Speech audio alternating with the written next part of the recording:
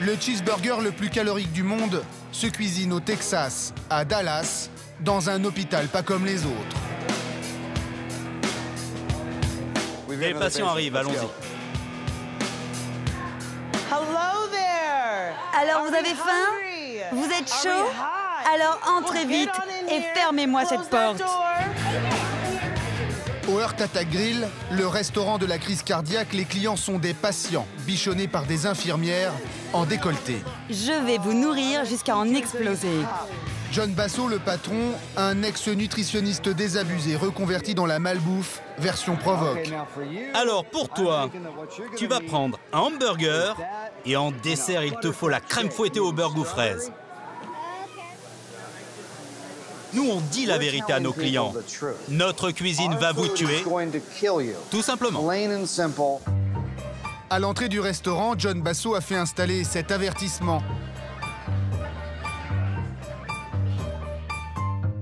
Spécialité de la maison, le quadruple pontage coronarien. C'est le nom de ce hamburger aux 4 tranches de steak haché, 20 tranches de bacon et 10 de fromage. Poids du sandwich, 1 kg et 8000 calories. L'apport énergétique de 9 repas. Au milieu de la cuisine, une balance où les clients peuvent mesurer leur cote de popularité.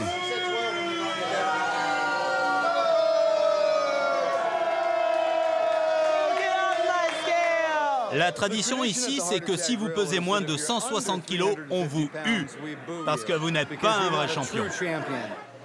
Et pour les champions qui font buzzer la balance, le Heart Attack Grill offre carrément le repas. L'apologie de l'obésité, une stratégie marketing bien huilée. Soit les gens adorent, soit ils détestent. Évidemment, moi je préfère que les gens me détestent, car ils vont écrire des courriers, faire sortir des articles de presse, faire tout ce qu'ils peuvent pour dire que ce que je fais est mal. Pour moi, c'est super. La mort au bout du hamburger, ça peut faire sourire. Sauf que le Heart Attack Grill, ça tue pour de vrai. A couple months ago, I was wearing these. Blair River, 270 kilos, faisait la promo du restaurant dans une publicité. Il est décédé en mars dernier des complications d'une simple pneumonie. Il avait 29 ans. Ask your doctor if the Heart Attack Grill diet is right for you. Est-ce que vous portez une part de responsabilité dans la mort de votre porte-parole? Absolument. Je porte la même responsabilité que tous ceux qui vendent de la malbouffe. L'obésité tue 400 000 personnes par an aux États-Unis. Les projections démographiques annoncent une baisse de l'espérance de vie parce que l'Amérique mange trop. Une première dans un pays développé.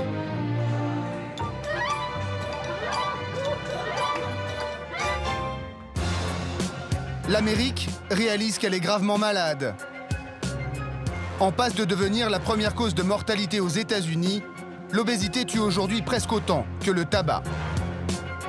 My First Lady, Michelle Obama. La première dame, Michelle Obama, laboure le pays pour mettre les Américains au régime. Let's move. Let's hear it. Let's move. L'Amérique doit se bouger. Les enfants sont de plus en plus gros. Les obèses meurent de plus en plus jeunes. Le surpoids est même devenu la première cause de licenciement dans l'armée. Des généraux montent au créneau. L'obésité est devenue un problème tellement grave qu'il met en danger la sécurité nationale. L'Amérique a déclaré la guerre à l'obésité. Les camps de vacances pour gros fleurissent aux 4 coins du pays. Mais la grande nouveauté vient des politiques. La mairie déclare la guerre à la restauration rapide. Aujourd'hui, les élus osent s'attaquer aux racines de l'épidémie, la malbouffe et le rêve américain du tout-voiture. Une guerre difficile à gagner dans un pays où les bourrelets font la fierté de la nouvelle communauté obèse. Une guerre difficile à gagner au pays du hamburger.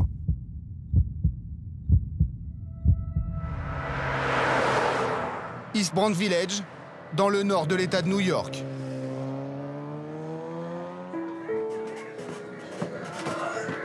À 13 ans, Brandon pèse 82 kilos. Ça, c'est ma chambre. C'est 32 kilos de trop par rapport à un enfant de son âge. C'est ici que j'écoute ma musique. Ça, c'est mon robot. Il est cassé, il faut que je le répare. J'ai ma guitare électrique et j'ai aussi une acoustique. À cause de son obésité, Brandon ne vit déjà plus comme les autres enfants. Ça, c'est ma petite tasse pour mes médicaments. Quel genre de médicaments est-ce que vous prenez? Ça, c'est un laxatif pour aller aux toilettes.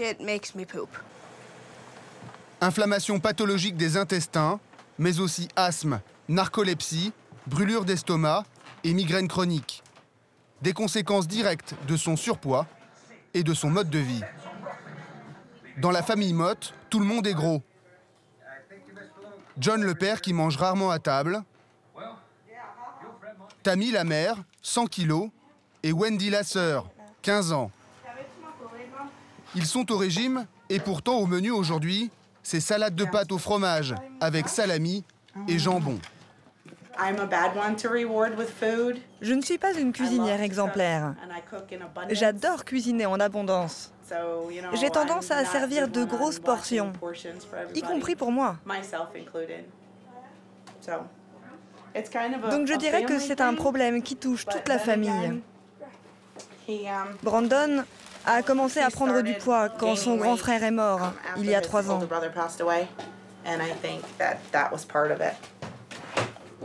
L'obésité a déjà fait une victime dans la famille Mott. Le grand frère de Brandon est mort en 2008. Il s'appelait Eric.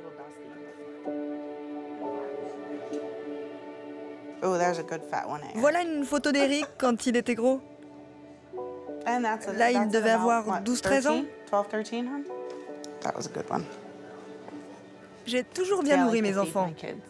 Surtout pour les anniversaires, je leur faisais toujours des gros gâteaux. Eric pesait 110 kilos lorsqu'il est tombé malade. Une maladie qui attaque les cellules, une maladie directement liée à son obésité. On a mis un certain temps à comprendre qu'il était malade.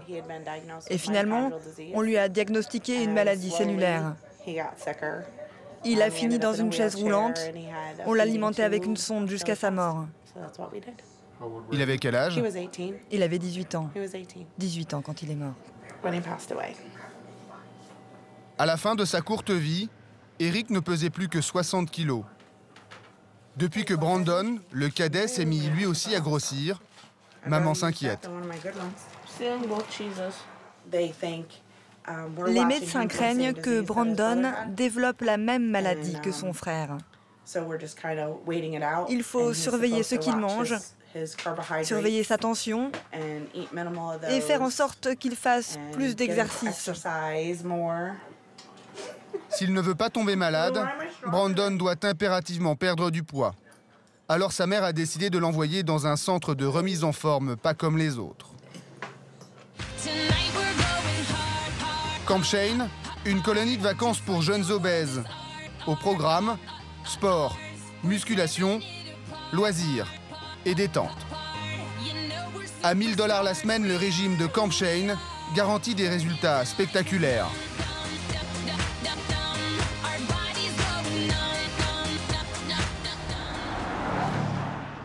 À 3 heures de New York City, en pleine campagne, Camp Shane. C'est le grand jour pour Brandon. Plus de 500 jeunes passent par ce camp de remise en forme chaque été.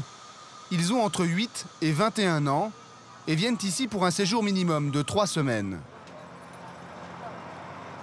Dès leur arrivée, tous les participants passent derrière ce rideau. C'est quoi ton prénom, mon chou? Je m'appelle Brandon. Allez, monte sur la balance. Brandon pèse 82 kilos, soit 181 livres. Ok, tu peux descendre, on va prendre tes mensurations. Tiens-toi droit. Tour de cou, 38 cm. Poitrine, 106. On les pèse et on les mesure chaque semaine. Comme ça, à la fin du stage, ils sauront exactement combien et où ils ont perdu du poids.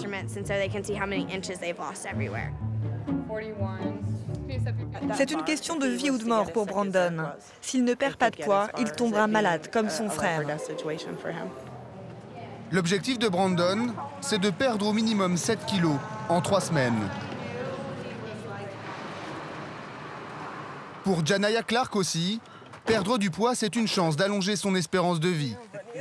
À 15 ans, l'adolescente originaire du Bronx à New York est déjà plus lourde que sa mère.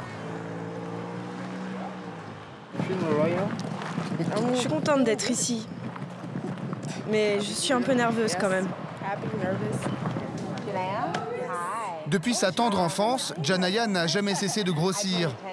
Ici, elle espère maigrir pour la première fois de sa vie. Tu mesures combien? 1m66. Allez, monte sur la balance. Tiens-toi droite et bouge plus. 261 livres, soit 118 kilos. Janaya est classée dans la catégorie des obèses, dits morbides. À 15 ans, elle est déjà prédiabétique et souffrira à coup sûr de maladies cardiovasculaires à l'avenir si elle ne perd pas rapidement du poids.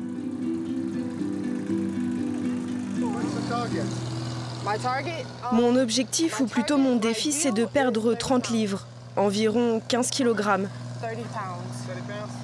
Je sens que c'est le moment pour moi d'évoluer.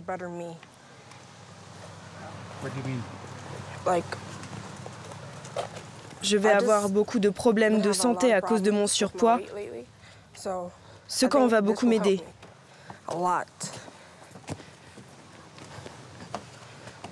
See you later. No, you didn't. Ma, you serious right now? Les parents espèrent revoir leur fille dans 3 semaines, avec quelques kilos en moins. Elle dit qu'elle veut perdre 14 kilos. Si elle perd 10 ou même 7 kilos, moi je serais content. 7 kilos? Tu sais qu'elle a encore pris 5 kilos récemment?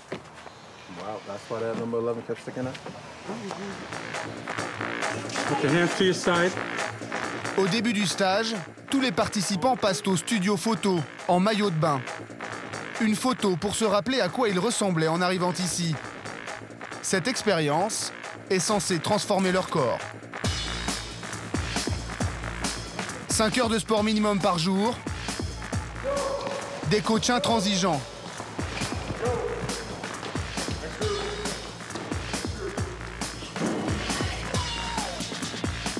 Un régime alimentaire strict, avec légumes et portions raisonnables.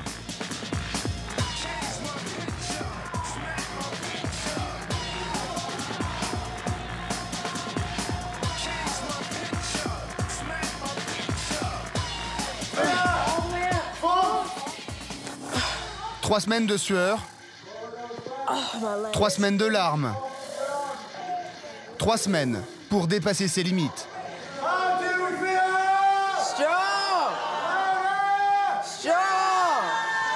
Il y a l'Amérique qui veut maigrir à tout prix et celle qui est fière de son embonpoint. À San Francisco, une communauté obèse s'est créée autour d'une idée simple. On peut être gros et heureux, entre gros. À 36 ans, Tigress Osborne aime ses rondeurs et ses bourrelets. Elle se fiche bien de savoir combien de kilos elle a pris le mois dernier. Je pèse environ 115 kilos, mais je ne suis pas certaine. Je n'ai pas de balance à la maison. Je pense que c'est très mauvais pour la santé d'être obsédé par son poids. Et cette histoire d'épidémie d'obésité, ça me révulse. Parce que si vous stigmatisez les gros, c'est encore plus difficile pour eux d'avoir une vie saine. C'est très embarrassant pour un gros de faire de l'exercice. Parce que tout le monde va se moquer de ce corps gras qui bouge, bref. Quand la société tout entière vous explique que votre corps n'est pas normal, c'est un vrai combat de savoir dire « Non, tout va bien, je fais ce que je veux avec mon corps. J'ai le droit de ne pas faire comme tout le monde. » Tigress milite pour le droit des obèses. Son credo, Big is beautiful. Une femme obèse peut être belle et glamour et c'est ce qu'elle veut prouver aux habitants de San Francisco. Salut, comment ça va? Et toi, tu vas bien? Ça fait plaisir de te voir. Alors, on est prêt? J'attends que les filles s'habillent. S'habillent ou se déshabillent? Écoute, elles se préparent, je te dis. Ok, je vais aller voir par moi-même.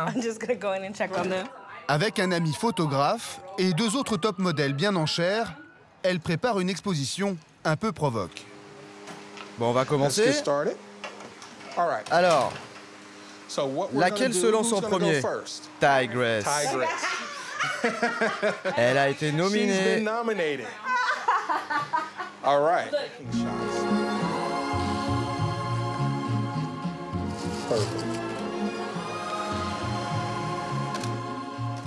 Tu vois là, je suis en train d'apprendre à mieux aimer mes fesses. J'ai pris plein de photos de mes fesses à la maison et je pense que je vais les ramener pour l'exposition.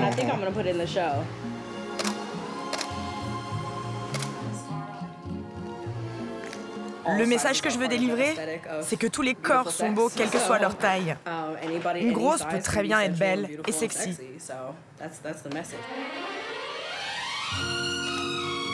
I like it.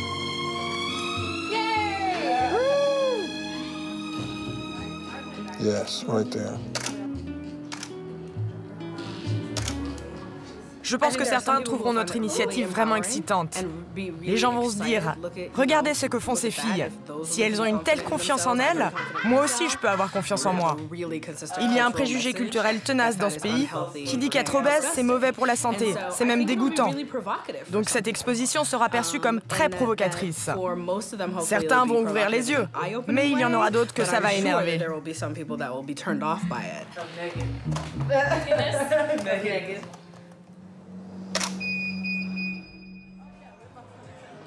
Tigress Osborne est surtout connue à San Francisco dans le petit monde de la nuit. Depuis 3 ans, elle organise des soirées réservées aux gros, le rendez-vous incontournable de ce qui est devenu une petite communauté obèse.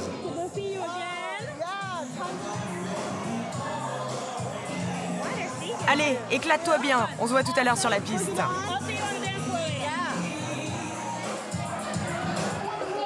Près de 200 personnes viennent ici tous les vendredis soirs danser sur du hip-hop.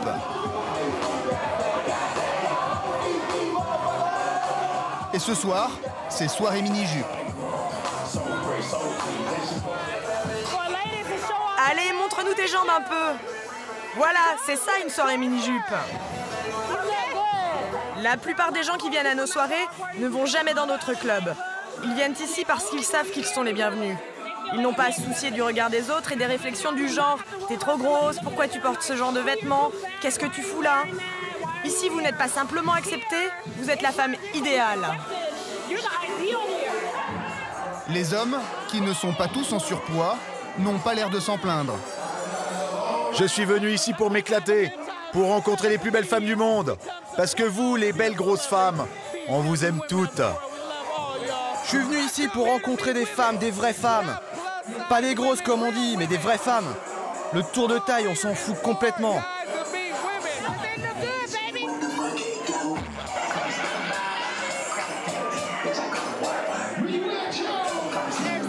Tu sais ce que c'est une belle femme? C'est une femme pulpeuse. Une femme comme moi. Et tu sais pourquoi? Parce que j'ai ça. Et puis j'ai ça aussi. Et les maigrichonnes, elles n'ont pas une paire comme ça.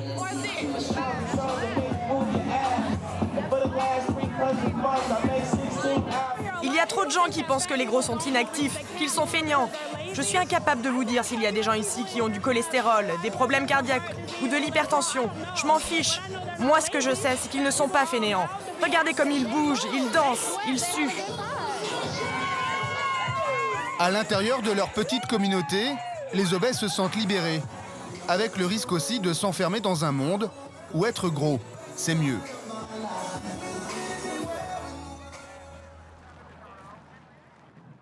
Les lendemains de soirée, Tigress ne rate jamais son déjeuner du samedi dans ce restaurant.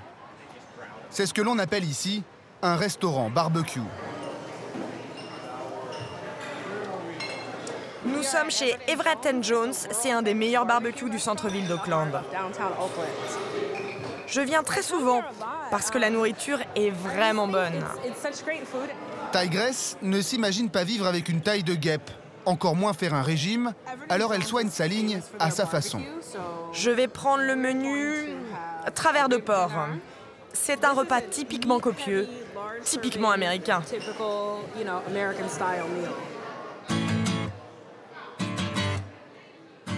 Au menu, une pinte de bière et pas moins de 8 travers de porc sauce barbecue avec patates douces cuites au beurre et au sucre. La taille du plat est représentative des portions que l'on mange aux États-Unis. Ça doit représenter l'apport nutritionnel de 3 repas.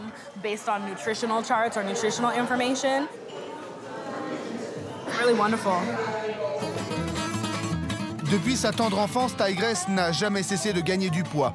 115 kilos à 36 ans et aucune inquiétude pour l'avenir.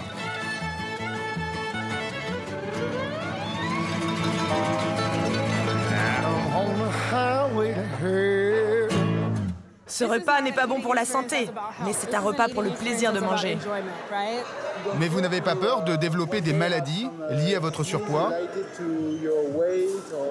J'ai déjà de l'hypertension artérielle et je prends des médicaments tous les jours pour ça. Je suis sûre que mon médecin dirait que c'est lié à mon surpoids, mais moi je ne pense pas. Je pense que c'est à cause du stress au travail. Donc oui, ce genre de maladie, ça m'inquiète. Pardon, mais je ne les impute pas à mon poids. Une boîte, s'il vous plaît?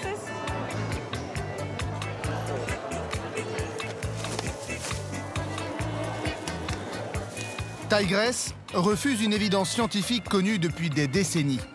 Big est peut-être beautiful, mais chaque jour, 1100 personnes décèdent aux États-Unis de maladies liées à l'obésité.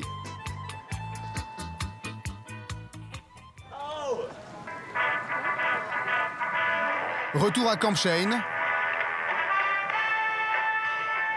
La musique du film Rocky retentit. Il est 9 h du matin.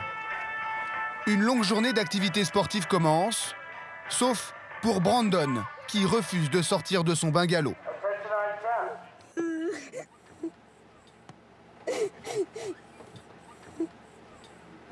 Allô? On a Brandon qui a une migraine. Est-ce qu'il y a des infirmières au gymnase? Hey Brandon, tu vois où est le gymnase? Les infirmières ont des médicaments pour toi. Allez mon vieux. Vous avez souvent des migraines? Oui. Et pourquoi? Je ne sais pas. D'habitude, ma maman me donne des médicaments et ça me soulage tout de suite. Mais elle n'est pas là pour me soigner.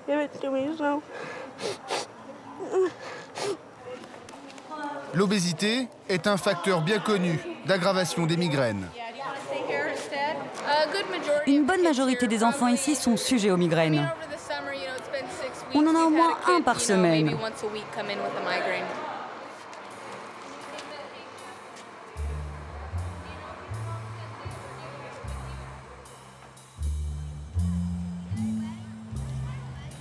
Janaya, elle, est à la piscine.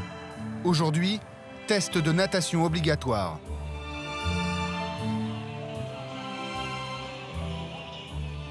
Le test est simple. Nous voulons savoir si vous êtes capable de nager dans les eaux profondes. Si vous y arrivez, vous aurez le droit d'aller faire du jet ski ou du ski nautique. Chaque adolescent doit être capable de nager 50 mètres de longueur de piscine. Janaya sait nager, mais très vite, sa corpulence l'handicape.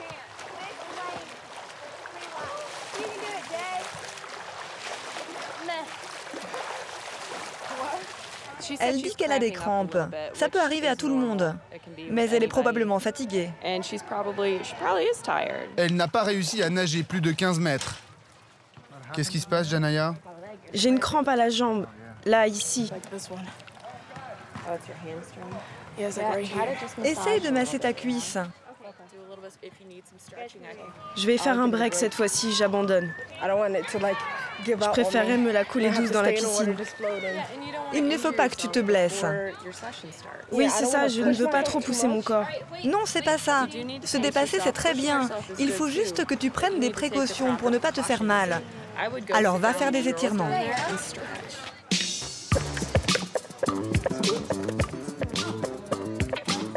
L'escalade. Janaya ne semble pas décidée à fournir de gros efforts physiques.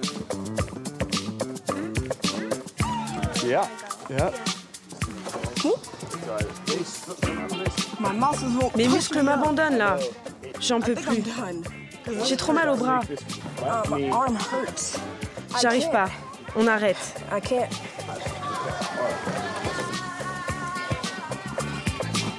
try. Next time you'll get higher. All right.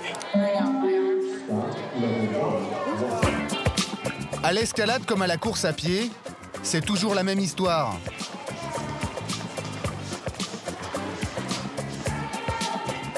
Janaya est systématiquement la première à jeter l'éponge, avec toujours la douleur comme excuse. J'ai super mal. Vraiment mal.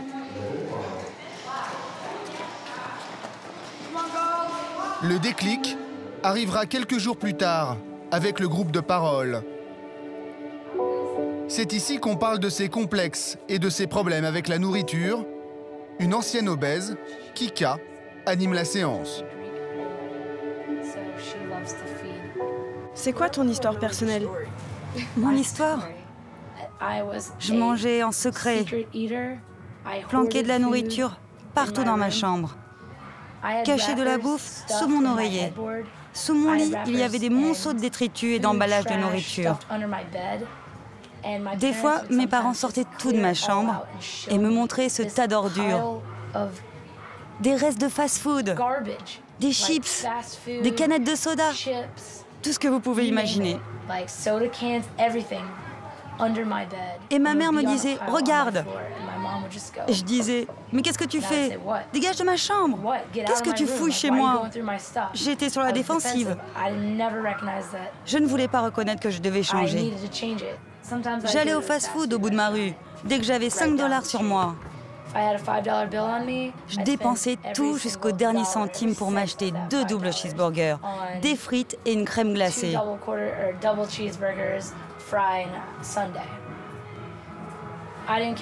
Je me fichais des calories. J'aimais trop ça et je les engloutissais.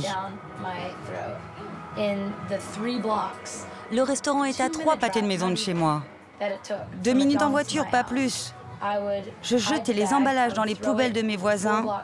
Je rentrais chez moi et je dînais avec ma famille tout de suite après.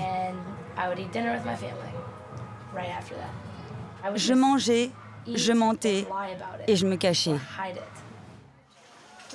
Kika montre au groupe à quoi elle ressemblait il y a 3 ans.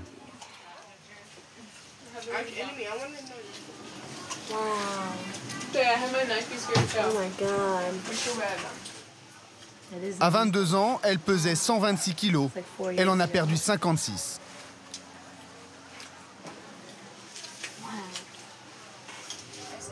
Mangez correctement, faites du sport et ne laissez jamais tomber. Chaque jour est une chance de tout changer dans votre vie. Elle est un bon exemple pour vous? Un bon exemple? C'est un euphémisme. Cette fille est un miracle. Aujourd'hui, je pèse autant qu'elle avant. Alors je me dis que moi aussi, je peux le faire. Cette rencontre va transformer Janaya. Aujourd'hui, elle sait qu'il est possible de perdre 50 kilos.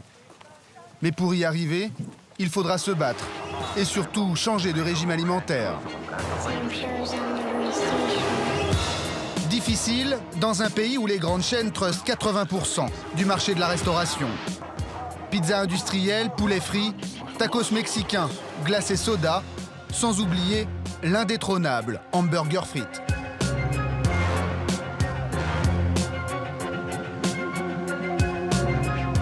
Aux États-Unis, 3 enfants sur 4 mangent au moins une fois par semaine ce genre de nourriture très riche en calories. One kid's meal. Now, when you buy a Taco Bell Kids Meal, you can get a Goosebumps toy. Toutes les enseignes, sans exception, attirent les jeunes consommateurs en leur offrant des jouets à chacune de leurs visites. On Tuesday nights, you can come to Burger King.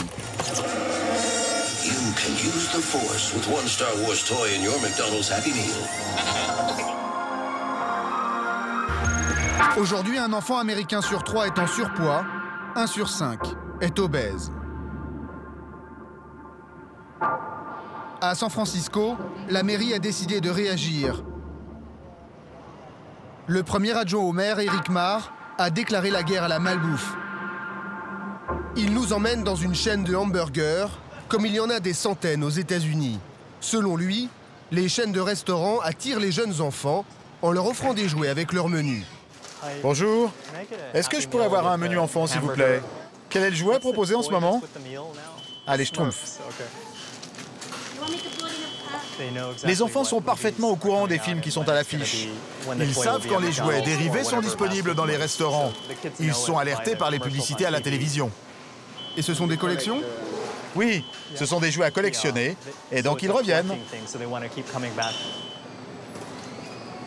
Il y a une étude qui a été réalisée par l'université de Yale qui montre qu'une majorité d'enfants de maternelle demandent tous les jours à leurs parents d'aller dans ce genre de restaurant. Les universitaires appellent ça le pouvoir de harcèlement. Mes enfants, par exemple, commencent toujours par déballer le jouet. Le repas, c'est secondaire.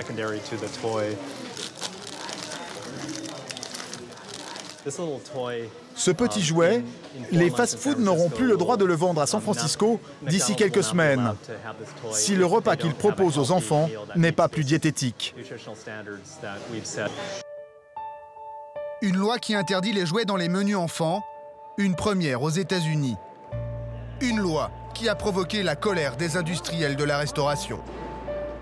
Eric Marr dit avoir subi de nombreuses pressions durant la préparation et le vote de la loi, et cela jusque dans son bureau.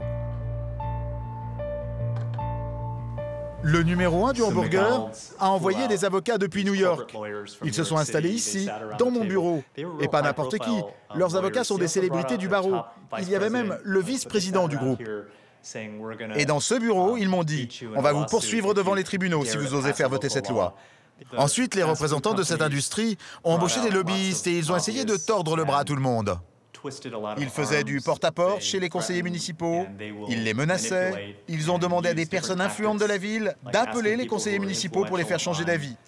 Ils ont fait tout ce qu'ils pouvaient pour éviter que cette loi obtienne une majorité au conseil municipal. Dans la bataille, Eric Marr perd un soutien de poids.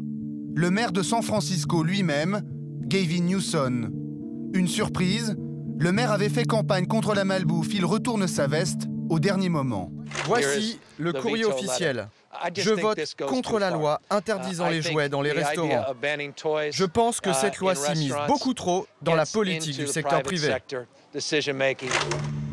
Malgré cette volte-face, le conseil municipal de San Francisco adopte la loi à une écrasante majorité contre l'avis du maire.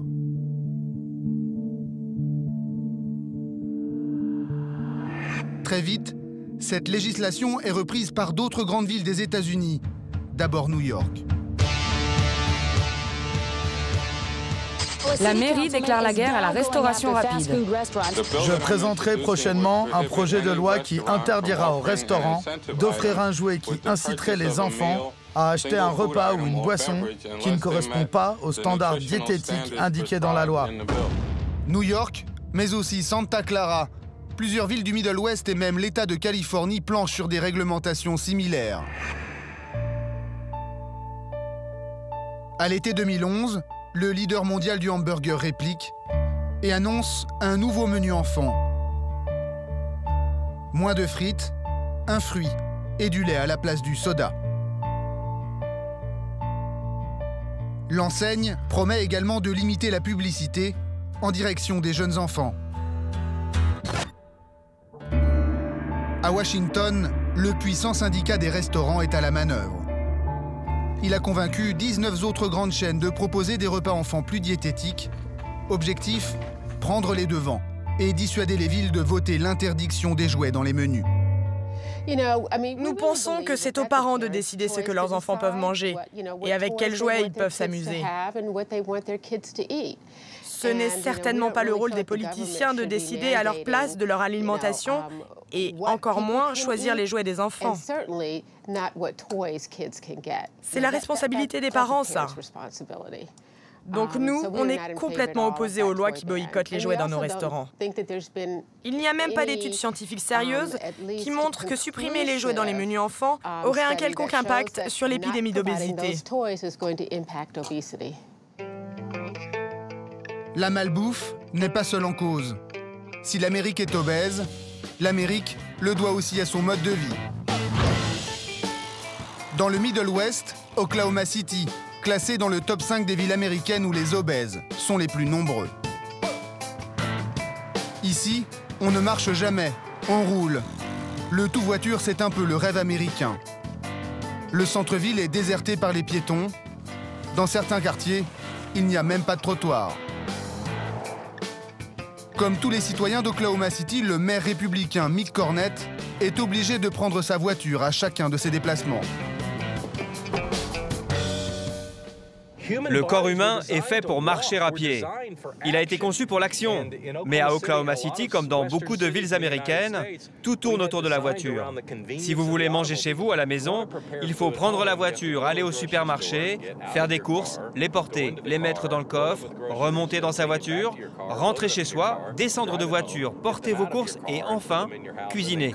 Ou alors, vous allez au drive-in sans descendre de voiture. Et ça aggrave sérieusement les problèmes d'obésité. 75% des Américains marchent moins de 30 minutes par semaine. Toutes les infrastructures sont pensées pour la voiture, même les plus inattendues. À Oklahoma City, tout est prévu pour ne jamais descendre de voiture. On peut même aller à la banque pour retirer de l'argent. Et voilà, les dollars. À Oklahoma City, il y a 1 million d'habitants. 1 sur 3 est obèse. Mick Cornette a décidé de mettre ses administrés au régime, comme il dit. Et pour les inciter à laisser leur voiture au garage, il a lancé les grands travaux en centre-ville. Bonjour, comment ça va? Ah, bonjour, monsieur le maire. Ça va? T'avances les travaux? Super le projet, non? On ne dépense pas seulement des millions, ni même des dizaines de millions. On investit des centaines de millions de dollars pour reconstruire toutes les infrastructures du centre-ville, pour que les citoyens de cette ville deviennent des piétons. On va considérablement améliorer leur qualité de vie. Mick Cornette va créer 110 km de trottoirs en centre-ville d'ici 2017. Et pour inviter les habitants à faire plus d'exercices, le maire introduit une innovation révolutionnaire à Oklahoma City. Ici, on a créé un trottoir avec des arbres, une zone de parking public et voici la grande nouveauté, une piste cyclable. Alors vous me direz, c'est tout neuf et il n'y a pas de vélo aujourd'hui. D'abord, il fait très chaud. Aujourd'hui, il fait 41 degrés. Seconde raison, c'est que les habitants d'Oklahoma City ne sont pas habitués à rouler en vélo. Mais aujourd'hui, il y a les infrastructures, donc petit à petit, vous verrez ici de plus en plus de cyclistes. Mick Cornette estime qu'il faudra au moins 10 ans à ses concitoyens pour changer leurs mauvaises habitudes. Mais même si l'on transforme les centres-villes à coût de centaines de millions de dollars, l'obésité, c'est d'abord la maladie des quartiers pauvres. La maladie de ceux qui habitent ce que l'on appelle les déserts alimentaires. En blanc sur cette carte, les zones où acheter des fruits et légumes est impossible. Et des déserts alimentaires, il y en a même au beau milieu des villes les plus riches du pays, comme New York. Sandra McLean nous emmène dans le quartier de Brownsville, à Brooklyn. Un quartier pauvre, classé désert alimentaire par l'administration américaine. Quand il faut faire plus d'1,5 km pour trouver des fruits et légumes frais, le quartier est classé désert alimentaire, comme ici. Dans ce quartier, les gens sont pauvres. Souvent, ils n'ont pas de voiture, ils n'ont pas d'argent pour prendre le métro, pour aller s'acheter des produits frais. Voilà, nous arrivons à une intersection typique d'un désert alimentaire, avec Burger King, Checkers, Wendy's. Dans un désert alimentaire, il y a toujours des fast-foods, parce qu'on n'y mange pas cher. 4 € le repas. Sandra McLean milite pour l'amélioration de l'accès aux produits frais dans ce quartier déshérité, où prendre du poids est presque un destin. À Brownsville, il y a 35% de diabétiques et 40% d'obèses. Quand on vit ici, on a le choix entre commander des pizzas et des hamburgers ou aller dans ce que l'on appelle les bodegas. Dans les rayons, soda, chips, sucreries, charcuterie et des sandwichs pas vraiment diététiques. Le patron s'en explique. Les gens du quartier achèteraient des légumes si vous en vendiez? Non, les gens n'achètent pas de légumes ici. J'essaie d'en vendre de temps en temps, mais je suis obligé de les jeter. Les gens n'achètent pas. Qu'est-ce que vous vendiez, par exemple? Des oranges, des pommes, quoi d'autre. C'est un peu le problème ici. Vous voyez, il y avait un primeur bio juste en face de chez moi avant. Mais il a dû fermer il y a 2 ans, car les gens n'achetaient pas. Le primeur bio a été remplacé par un restaurant de poulet frit. Plus pratique et surtout moins cher que les produits frais. Fruits et légumes sont sortis des habitudes alimentaires.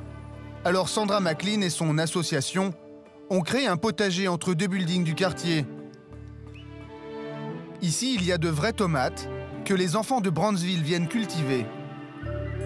Hi, Michael. Hi, everybody. Hi, ladies. No, it's not. It's good, Michael et ses camarades ont planté eux-mêmes la plupart de ces légumes.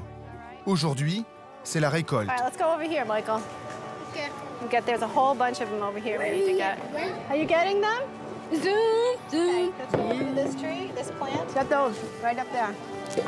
Au cœur de la capitale économique du pays, ces enfants n'avaient jamais vu de légumes de leur vie. Oh my gosh. Est-ce qu'il y a des légumes ici que tu n'avais jamais vus avant?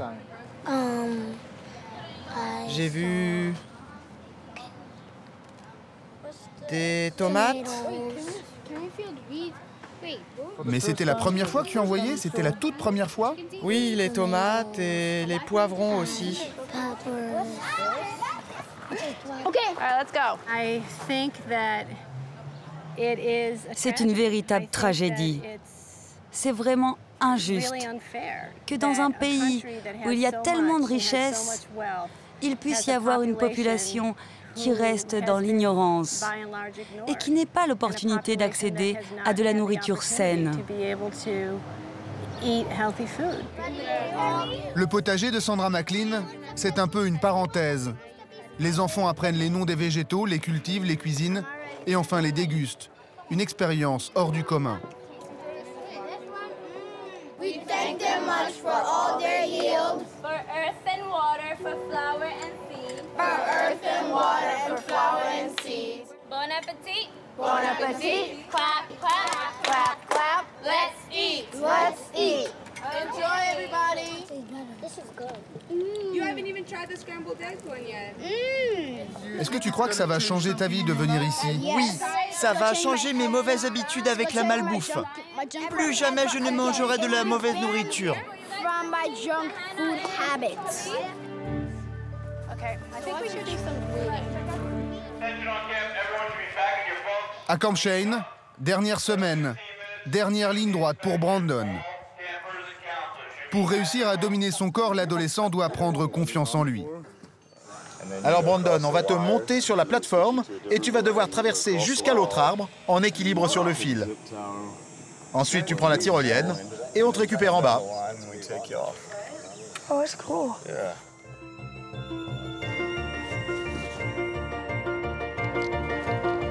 À 15 mètres de hauteur, les moniteurs ont pour mission de pousser Brandon dans ses retranchements. Une épreuve pour les nerfs. J'essaye, mais je peux pas. Si, tu peux le faire. Je peux pas, j'ai trop peur. C'est bien, continue. Respire. Mets bien tes bras à l'horizontale pour te stabiliser. Je tremble. Il est en train d'apprendre à dépasser ses limites. Il est en train d'apprendre à avoir confiance en lui et en nous avec les cordes. C'est ça l'intérêt de l'expérience.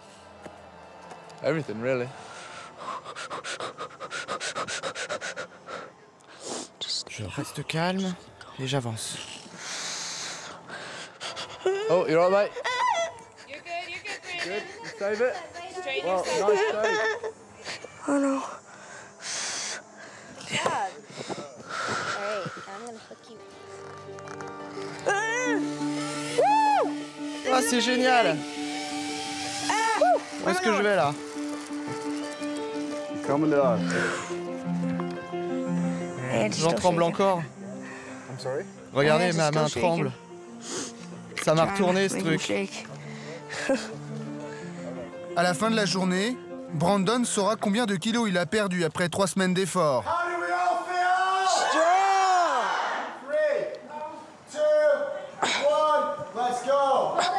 Janaya, elle, a complètement changé d'attitude. Elle ne baisse plus les bras aux premières douleurs. Baissez-vous! On se baisse bien, j'ai dit! À Camp Shane, tout le monde redoute le cours d'aérobic et surtout Salim, le professeur, réputé intraitable. Pourquoi vous vous arrêtez? Le chrono tourne toujours. Puisque c'est ça, je remets le compteur à 0. Vous en reprenez pour 1 minute.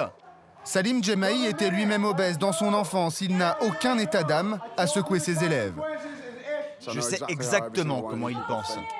Ils laissent tomber avant même d'avoir commencé. Ils doivent croire en eux. Ils peuvent le faire. Ils peuvent tous le faire. Le problème, c'est que c'est juste inscrit dans leur crâne, qu'ils sont nuls et qu'ils n'y arriveront jamais. Mais ça, c'est pas vrai.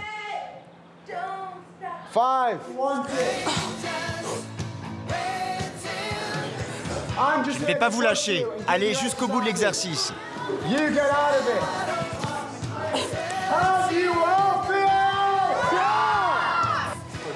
Ça va, Janaya? C'est horrible. One, let's go! Go, go, go! Oh my God. One, and go again! Up and down. One, let's go!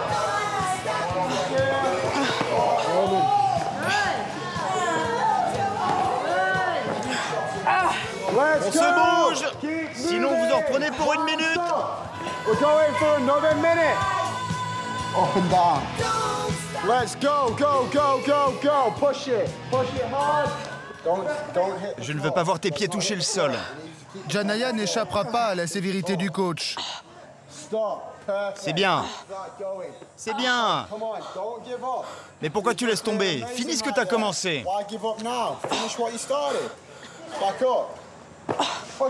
Pousse, pousse.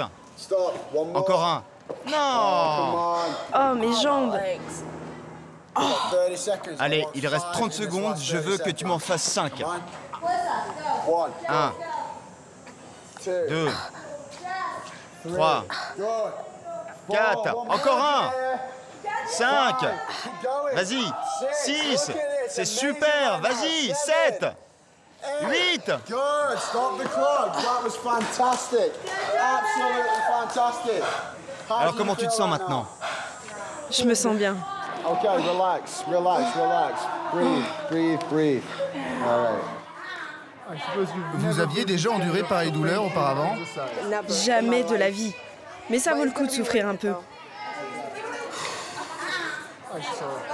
Bien joué, Janaya.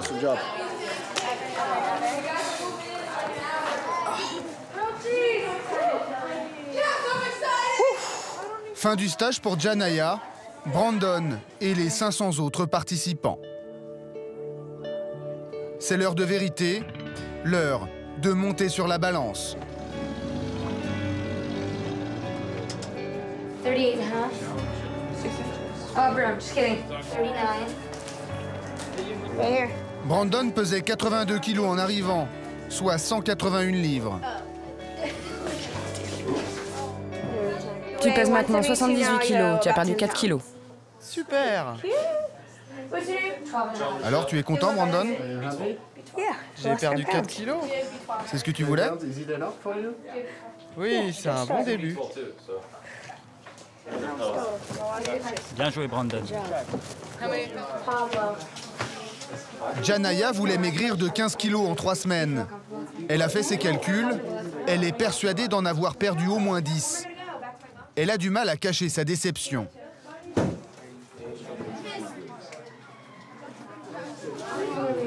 Tu es contente, Janaya? Je suis fière de moi quand même. Au total, Janaya a perdu 6 kilos en 3 semaines, ce qui est vraiment bien. Je pensais avoir perdu 10 kilos. On m'a dit que j'étais à 10 kilos perdus. Tu pesais 118 kilos en arrivant, aujourd'hui tu es à 112. C'est loin de l'objectif que tu t'étais fixé. Oui, mais c'est mieux que rien. C'est la fin de l'épreuve. Tout le monde rentre à la maison. Retrouvailles avec la famille. J'ai perdu 6 kilos. Bien joué. Elle a changé. Son visage est plus fin. Regardez-moi ce ventre. Tu te sens mieux? Oui.